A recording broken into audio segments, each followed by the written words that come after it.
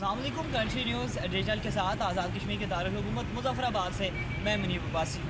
जी बिल्कुल, आज़ाद कश्मीर के अंदर हालिया कई दिनों से जो खुश्क सर्दी थी अब उसमें कमी देखने को मिली है। ये कमी की वजह गुज़िश्ता रात से ही हल्की फुल्की जो बूंदाबांदी है उस वजह से खुश्क सर्दी में कमी वाक़या हुई है।